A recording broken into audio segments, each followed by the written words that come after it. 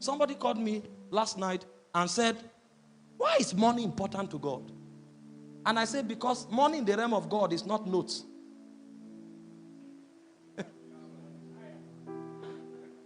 If you study Leviticus chapter 27, when God was rating the Israeli army,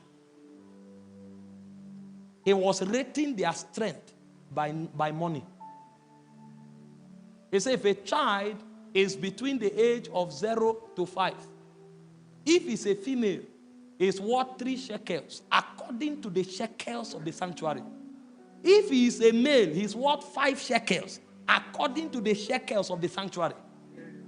He said if a child is between the age of 5 and 20, if it's a male, he's worth 15 shekels. If it's a female, it's worth 15 shekels. If it's a male, it's worth 10 shekels. He said if a child is between the age of 20 and 60.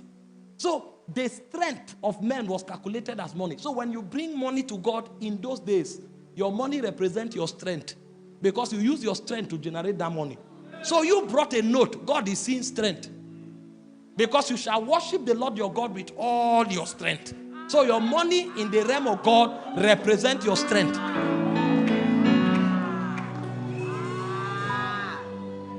Meanwhile, the person sat on Facebook in a studio and said the church is taking your money. He thinks you are doing donation.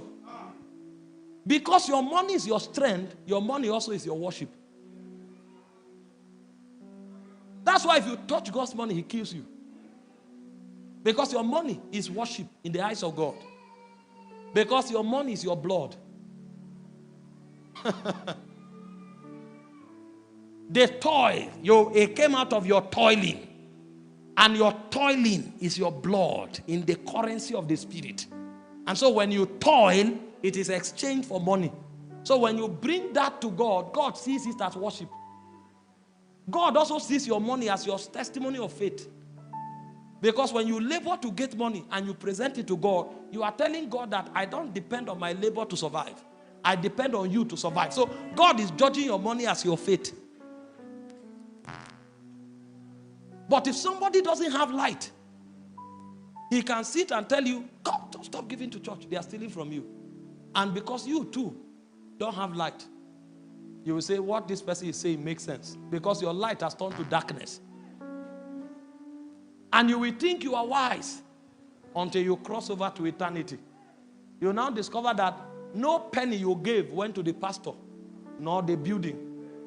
That everything you gave in the realm of God, it was stored up for you in Zion.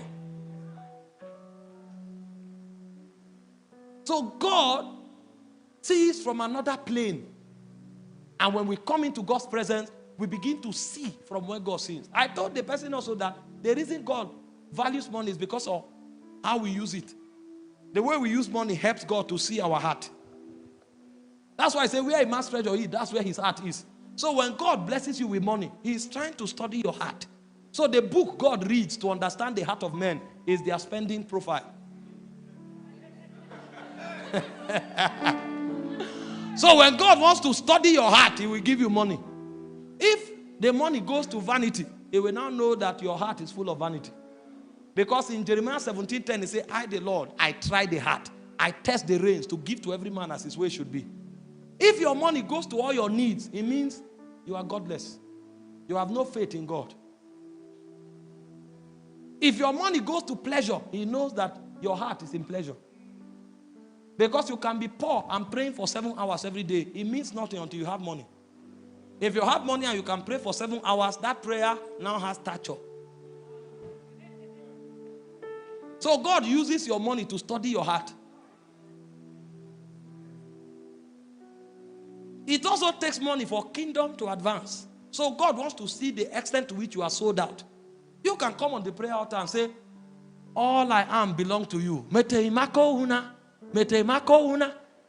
When you finish singing, God will give you money to find out if all of you belongs to him. And the sign will be that thou shalt remember the Lord your God, for it is him that giveth thee power to get wealth, that you may establish. So if your money is not establishing kingdom, it means that song you are singing is a lie. But the only way you can begin to operate like this is when you have seen